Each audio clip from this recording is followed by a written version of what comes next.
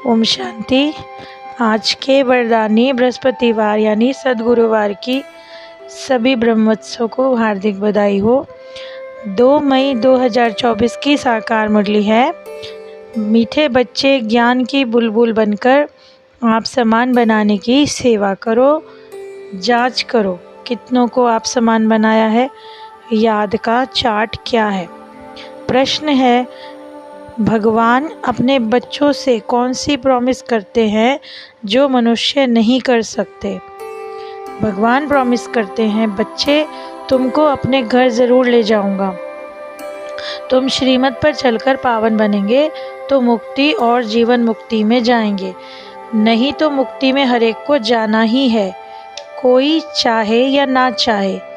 ज़बरदस्ती भी हिसाब किताब चुकतू करा कर ले जाऊंगा। बाबा कहते हैं, जब मैं आता हूँ तो तुम सबकी वानप्रस्थ अवस्था होती है। अब बाबा कहते हैं, पढ़ाई पर ध्यान देना है। सर्वगुण संपन्न, 16 कला संपूर्ण, ये सब गुण धारण करने हैं। अपने दिल से पूछना है कि हम कितनों को पढ़ाते हैं। एक तो बाप को बहुत बहुत याद करना है। याद करने से फिर रिटर्न मिलती है। तमो प्रधान से सतो प्रधान बनने के लिए बाबा बच्चों को बहुत सहज उपाय बताते हैं, जो कि है याद की यात्रा का। हर एक अपने दिल से पूछ सकता है कि हमारे याद का चार्ट ठीक है और किसको आप समान भी बनाता हूँ, क्योंकि ज्ञान बुलबुल है ना। कोई पेरेंट्स हैं, कोई अपने अंदर से पूछना बड़ा सहज है कि कहाँ तक हमको बाबा याद है। भले बीमार भी हो तो बुद्धि में भी शिव बाबा की याद हो। इसमें तो मुख चलाने की भी बात नहीं।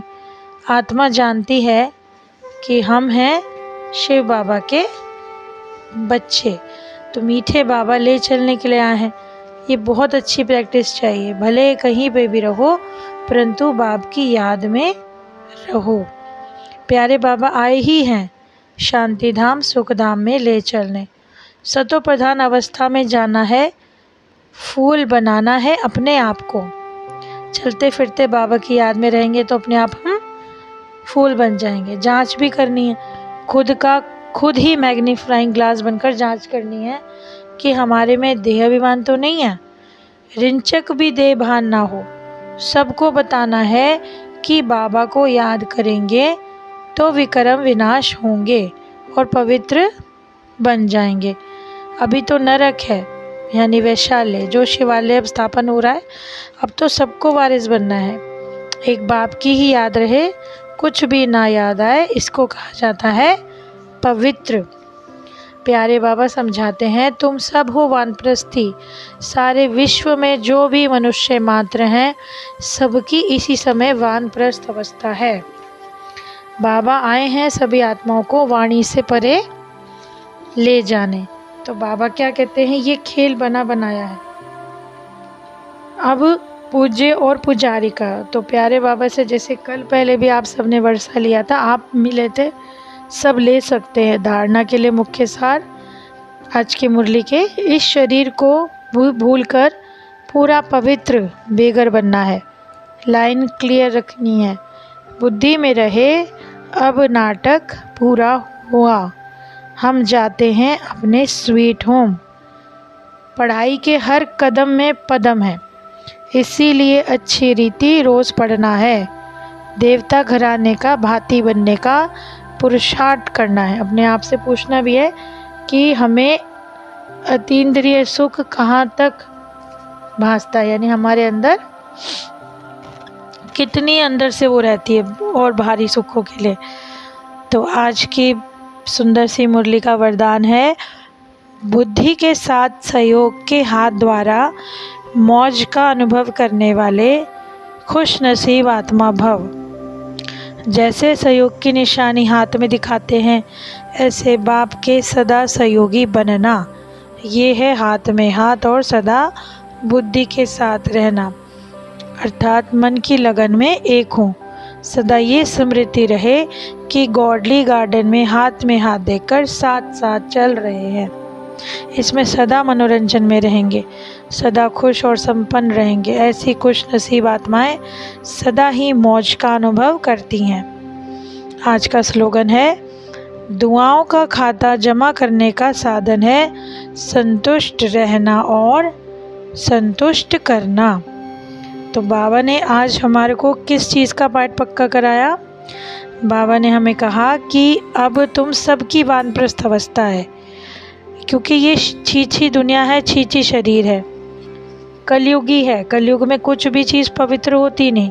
तो अब यहाँ से बुद्धि से सब चीज़ों को हमें भूलना है। और बाबा परेशान नहीं करते बच्चों को, लेकिन ये कहते हैं, प्रॉमिस करते हैं कि बच्चों अगर तुम पावन बनोगे तो मैं तुम्हें अपने साथ मुक्ति और जीवन मुक्ति में ले जाऊंगा। वहाँ गर्भ जेल नहीं होती, वहाँ होता है गर्भ महल। तो इतनी पवित्र दुनिया है वो नई दुनिया, जहाँ पर एक भी अपवित्र आत्मा नहीं मिल सकती। तो परम धाम को और बाबा को याद करते करते आत्मा एकदम पवित्र बन जाएगी और ऐसी कर्मातीत अवस्था को पालेगी, क्योंकि बहुत अच्छी प्रैक्टिस चाहिए।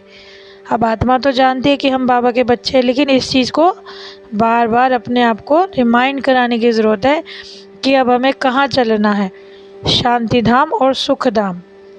तो याद करते रहेंगे बाबा को और अपनी चेकिंग करते रहेंगे। तो इसमें बाबा ने क्या कहा, मुख भी नहीं चलाना है, आपको कुछ भी नहीं करना। मतलब इसमें कोई मेहनत आदि नहीं कराते बाबा, बस अपना याद का चार्ट चेक करना है कि हम बच्चे तमो प्रधान से सतो प्रधान कहाँ तक बने हैं। अपनी याद का चार्ट देखेंगे और कहाँ तक हमने अपने अंदर दैवी गुण धारण किए हैं। एक भी ऐसा हमारे अंदर दुर्गुण नहीं होना चाहिए जो कि पवित्र दुनिया में होता ही नहीं है। ऐसा कुछ भी नहीं होता, वहाँ सब आत्माएं पवित्र होती हैं। और बाबा ने कहा अब सबकी वानप्रस्थ अवस्था है, गुरु हैं हमारे बाबा, तो कहते हैं मुक्ति तो सबको मिलनी है, तो इसलिए छोटे बड़े सब खत्म होंगे। तो ये समझना है वानप्रस्थ अवस्था तो सबकी ही है। पहले हम भक्ति करते थे निर्वाण धाम में जाने के लिए, तो बाबा ने कहा बच्चों से प्रॉमिस करते हैं बाबा कि चाहे कोई चलना भी ना चाहे तब भी सतयुग में या शांति धाम में उसको लेकर जाना ही है। हर एक आत्मा का पाठ खत्म होगा और इस दुनिया से वापस सबको जाना है। जो कि हम देखते भी थे कि पहले वैकुंठ का हम साक्षात्कार करते थे, परंतु अब स्वर्ग में चलने का बाबा पुरुषार्थ कराते हैं सभी बच्चों को। और क्या कहते हैं, बस अपने आप को आत्मा समझकर मुझ परमपिता परमात्मा को याद करो, क्योंकि तुम इसी समय श्याम सुंदर बनते हो। तुम समझते हो कि कदम कदम में पदम है, तो जितना योग करते हैं उतना ही ज़्यादा हम इस दुनिया से उपराम होते जाएंगे और वहाँ की धरनी भी ऐसी फर्स्ट क्लास होगी। तो ऐसी बढ़िया दुनिया में चलने का हमें जी जान से पुरुषार्थ करना चाहिए, क्योंकि हिस्ट्री ज्योग्राफी रिपीट होती है। तो अभी जो पुरुषार्थ करेंगे वो कल्प कल्प चलेगा। तो बाबा कहते हैं तुम इसी समय राजा बनते हो। तो आज के इतनी सुंदर और ज्ञानवर्धक मुरली के लिए बाबा का बहुत बहुत शुक्रिया, पद्मा पदम शुक्रिया। और आप सभी को सद्गुरुवार की एक बार फिर से बधाई। ओम शांति।